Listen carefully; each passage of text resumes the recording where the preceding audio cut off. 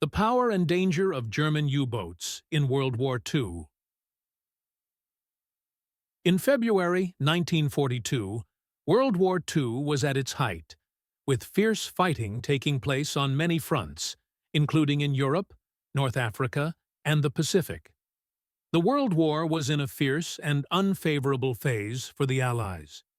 Germany and Japan were gaining the upper hand on many fronts. The war in the Atlantic became a vital factor because if the supply convoys were destroyed, Britain would not be able to continue the war. The power and danger of German U-boats in World War II lay in the combination of clever tactics, stealth, and superior firepower.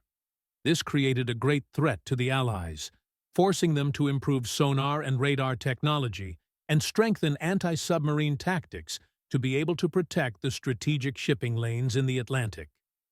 In the North Atlantic, convoys from the United States carrying food and weapons had to cross dangerous waters to supply Britain. However, they faced U-boat wolf packs, German submarines that ambushed and destroyed supply convoys. War in Europe and the Atlantic Nazi Germany controlled much of mainland Europe, including France, Poland, and other countries. Britain was alone in the war in the West, completely dependent on the American supply line for food and weapons. The Battle of the Atlantic entered its climax. German submarines' U-boats used wolf pack tactics to ambush and sink Allied supply convoys from America to Britain. This was a crucial stage because if Britain lost its supply, it would be unable to continue fighting. Battle of North Africa. In North Africa, Erwin Rommel, the famous German general, is leading his troops deep into Egypt in a campaign to capture the Suez Canal. Germany's goal is to cut off the Allied supply lines from the Middle East and India. Situation in the Pacific. After the attack on Pearl Harbor, December 7, 1941, Japan rapidly expanded its control in the Pacific and Southeast Asia. Allied forces, including the United States, Britain, and the Netherlands, are retreating in the face of strong Japanese attacks. Singapore, a strong British fortress, fell on February 15, 1942, marking a major defeat for the Allies in Southeast Asia. The United States enters the war. The United States officially entered World War II after the attack on Pearl Harbor, but at this time, they were still in the process of coordinating forces and producing weapons. In the Atlantic, the U.S. Navy began to cooperate with the British in escorting convoys, but this capability was still limited, especially in the Black Hole area, where air support was not available. The power and danger of German U-boats in World War II. During World War II, German U-boats were considered one of the most fearsome threats at sea. They played a strategic role in the Battle of the Atlantic, creating a major imbalance in the defense capabilities of the Allied forces. Here are some factors that demonstrate the power and danger of German submarines. 1. Wolfpack tactics.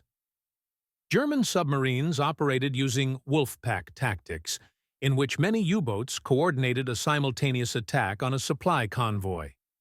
This simultaneous attack made it impossible for escort ships to respond effectively, as they had to disperse their forces to protect the entire convoy. 2. Stealth and surprise U-boats were able to dive deep and hide under the water, making them extremely difficult to detect with the technology of the time.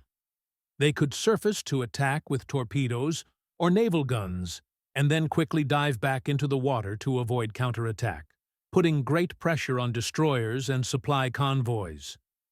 Third, firepower U-boats were equipped with powerful torpedoes, which could sink large cargo ships with just a few shots.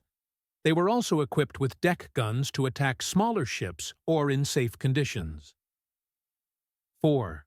Long-term survival U-boats could operate for weeks, even months, due to their large reserves of fuel and food, allowing them to stay close to convoy routes and wait for the right moment to strike. Psychological warfare.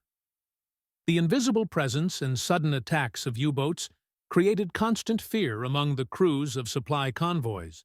They also often jammed communications and used tricks such as creating false noises to fool enemy ships' radar and sonar. Danger in action. During the early years of the war, U-boats succeeded in sinking thousands of Allied merchant and military ships, causing heavy losses to the British and Allied war effort. U-boats were known as the Phantoms of the Atlantic because they appeared and disappeared quickly, making counterattacks difficult. Even when detected and attacked, they were able to dive deep to avoid being destroyed. The film opens in February 1942 as World War II enters its fierce phase. On the cold waters of the North Atlantic, a supply convoy of 37 merchant ships departs from the United States for Liverpool, England, carrying goods, weapons, and essential supplies to sustain the Allied war effort. They face a risky journey through the vast ocean, known as the Black Hole, an area beyond the control of Allied air forces and a hunting ground for German submarines. In that context, the convoy's protection force consists of only 4 destroyers, with the flagship USS Greyhound, led by Captain Ernest Krause. This is Krause's first time in command at sea, and he faces challenges not only from harsh nature, but also from dangerous opponents, German U-boats, famous for their ambush and surprise attacks. As the convoy moved into the Black Hole area, the Greyhound quickly detected a strange signal through the sonar system. A German submarine was approaching, hidden under the dark water. The violent waves made it difficult to locate the submarine, causing the entire crew to fall into a state of high alert. Captain Krause, with his experience and sharp instincts, ordered the preparation of the depth charge, deciding to attack the suspected location to prevent the enemy from approaching the convoy.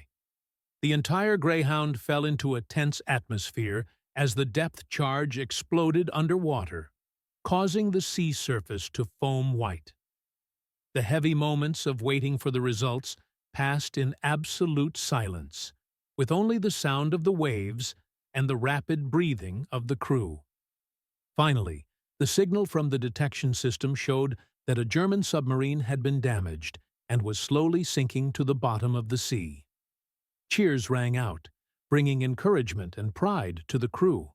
They had just successfully defended the ship and won their first victory over a dangerous enemy. This event was not only a tactical victory, but also gave Captain Krause and his crew confidence, helping them prepare mentally for the fierce battles ahead on the dangerous journey across the North Atlantic.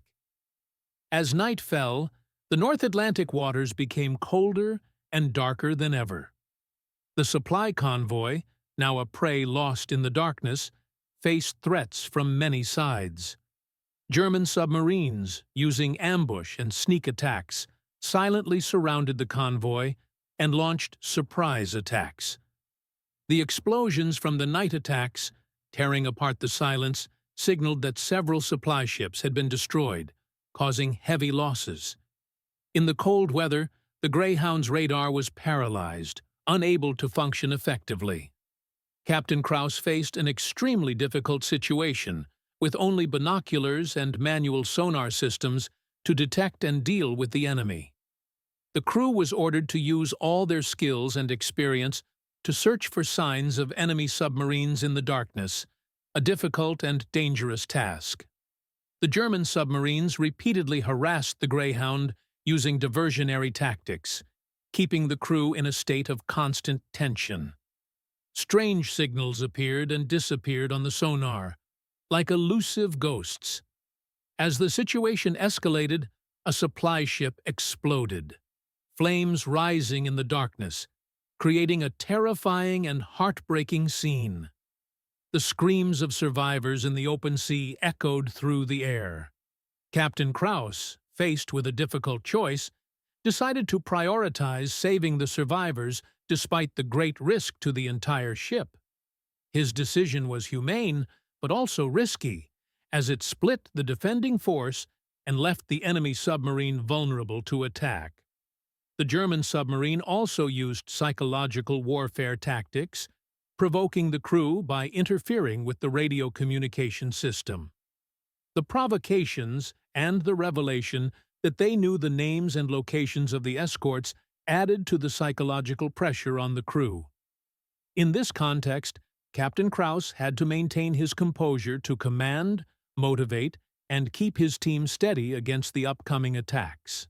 In the final hours of the arduous battle, the destroyer Greyhound continued to face fierce attacks from torpedoes launched by German submarines. Captain Krauss, with the experience and calmness of a commander, directed the ship to dodge each dangerous attack.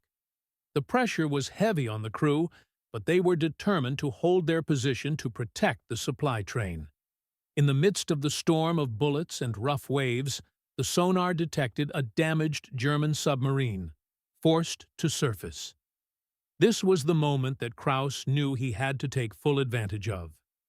He ordered a fierce attack, directing all firepower at the target in front of him. The deafening explosions from the deck guns and depth charges rang out. The sea surface lit up under the brilliant light of the firepower. Under the intense pressure from the Greyhound, the German submarine, now exhausted of its ability to resist, was forced to surrender to the determination of its opponent. This victory did not come easily, and came at a great cost in manpower and resources. The Greyhound crew, tired and devastated, held the supply line. As dawn broke over the North Atlantic, the surviving supply convoy patiently awaited air support. In the freezing cold, the convoy's survival was a testament to the courage and resilience that marked its place in the fierce naval history of World War II.